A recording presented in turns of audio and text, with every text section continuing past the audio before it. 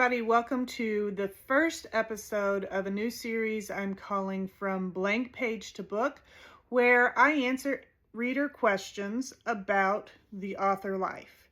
Only it's not just going to be me that's answering the questions. I've invited several of my writing friends to submit answers to the questions readers have provided for this series. And so today it will be just me because I'm tackling one of the questions that has a little bit longer answer. And if I asked for all my friends to answer this question, this episode could be like an hour long at least. But we don't want it to be that way. We want these videos to be short and sweet. So I'm going to tackle today's question.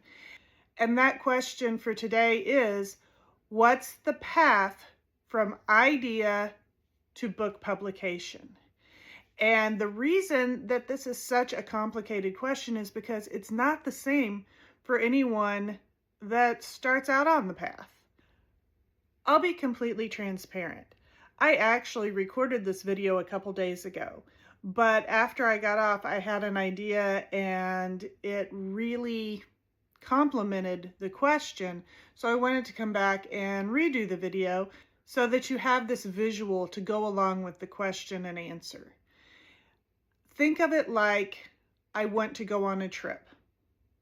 First, you have to determine where you want to go. So I want to write a full-length novel. Let's call that a 5-hour trip. Now, from where I live, I have a lot of options for a 5-hour trip. A 5-hour trip can take me to Chicago. A 5-hour trip can take me to the Smoky Mountains. A 5-hour trip can take me into Indiana or into Missouri, though I don't know the exact places that would be 5 hours from here. But I have a lot of options. Just like when I say I want to write a book, a full-length book, I have a lot of options.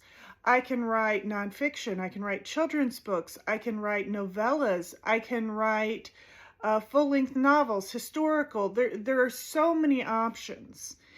And a lot of times a book starts with the idea, with the theme, or a character, or a place, or a time. See, even that gets complicated because we all start at different places.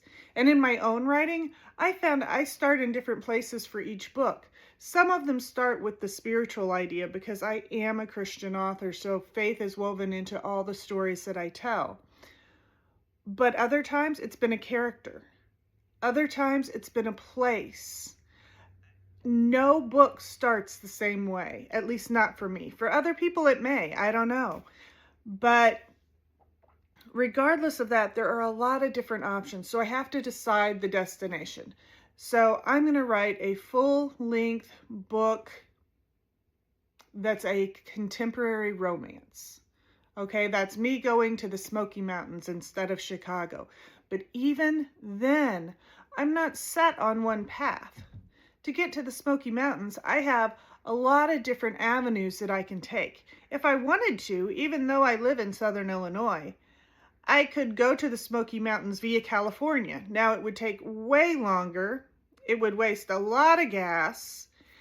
It wouldn't be a direct path by any stretch of the imagination, but I could do it.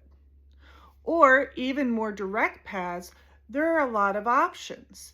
Do I want to go down through Paducah to get into Tennessee? Do I want to go further east before I go south? What do I want to do in that respect? And with writing, it works the same way. Okay, so I'm writing a contemporary romance, but my path to get from the idea to the end of the book and the publication, it's going to look different based on a lot of things. My personality changes the way that I write a book, the tools that I use, the training that I go to. It changes my timeline as far as whether I write the whole book in a month or whether it takes me a year to do it and get that first draft done. How many drafts I have, whether or not I stop and edit as I go. There are a lot of people that say, do not edit as you go. It's two different brain um, brain areas working, trying to be creative and trying to be right. To some extent, yeah, I can understand that. None of my books, when I get to the end, are ready to go. I need to go back and do a deep edit. But along the way, I'm one of these people that the scene is playing out in my head. And so if it's not playing out correctly, I can't go to the next scene. It's like an actor missing his mark. It's like missing an exit along the road on my path.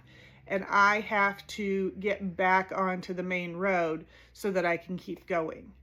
So I do a little bit of that as I go, because if I don't, I can't move forward. That's me personally. Other people aren't like that.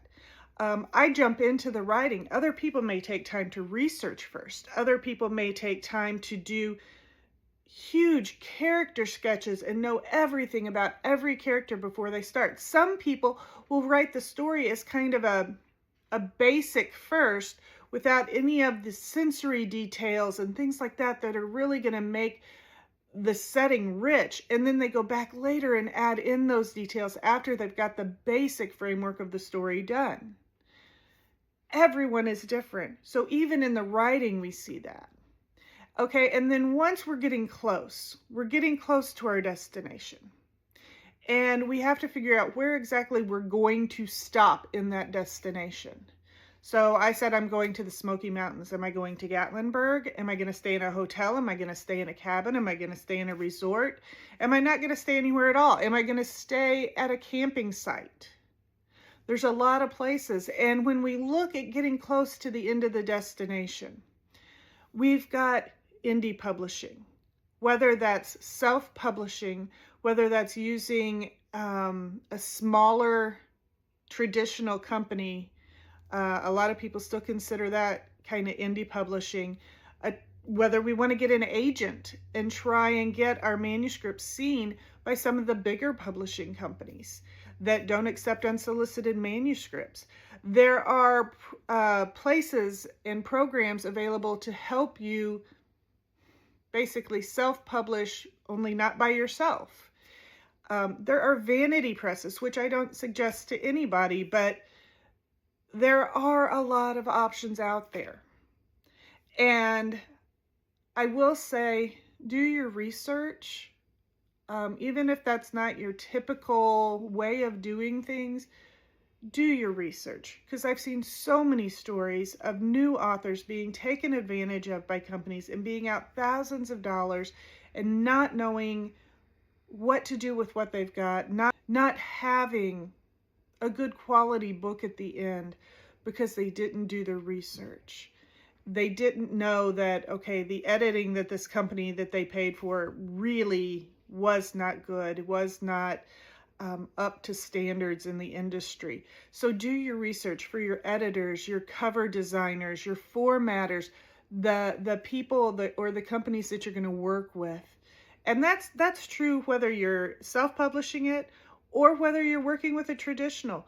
Do your research, talk to the authors, look at what the catalog of that company is, see if you're a good fit that way. But once that decision is made, and that's going to be different for everybody. For my first book, I knew that short of God providing miraculously, I didn't have the funding to self-publish my books. I didn't have the know-how at that time to do a lot of the work myself, which would cut those costs. I didn't have the programs available. I didn't even know what I didn't know, if that makes sense. But I knew if God wanted this book out there at that time, that He would provide. So I did the research. And I found publishing companies that I could send my proposals out to. So that meant I had to learn how to write a proposal, how to write a query letter, how to make a one sheet. And in that, those are skills that I can take with me in every other book that I write. But it allowed me to put my work in front of traditional publishers that work with first-time authors. And so I prayed about it, and I was open. God, if self-publishing is the direction you want me to go, if you want me to go these other ways, please provide the means. Otherwise, I'm going to go forward this direction and trust that you will close this door if I'm not supposed to go through it. Because that was my heart. God, I want your next best step for my book. And he brought me to the small traditional publisher that published my first series. Even though they've changed names and changed hands, they're still the publishing company that I work with today. Now, is every book that I publish going to follow that same route? No. I've got a couple in works right now that the publisher I'm with doesn't publish that kind of book. So I have to find other routes, other ways to get to the same destination. So that's why I didn't invite a lot of people to speak into this one, because, I mean, you've spent the time listening to me and my story, but it would be so long if I asked a bunch of other authors this one, because it really is different for each person along the way, depending on the different choices that you make along the path. And so I hope you have taken from this a little bit more. If you have any particular questions, like, okay, you talked about a proposal, you talked about a one sheet, you talked about doing research, where do I find that? Well, I will say one thing that came in very, very handy for me is the Christian Writers Market Guide. That names all the publishers, all the agents. It has contests in it. It has everything, contact information, websites that you can go to. It does have information about each one and who works with first-time authors and where to send it and what they're looking for and things like that. But the most current information is on the websites. So I get the book as a starting point for my research, and I go through and find the things that look good to me, and then I go and I research more. And then you also have writing conferences. And in today's world, there are so many online conferences as well. So yeah, there are those in-person ones, and I always encourage in-person conferences when you can do it, because those will give you so much, not just information, but you're face-to-face networking with people. And while you do get to do some of that in the virtual conferences as well, there's something about being physically in the room with the people that just makes it so much richer, in my opinion. But go to conferences, listen, network, get to know people, hear people's stories, because that's what's going to help you determine which path you need to take as you're making this trip from blank page to book. So I hope you'll join me next time, and next time will probably be with some of my author friends answering your questions about the writing life. Bye.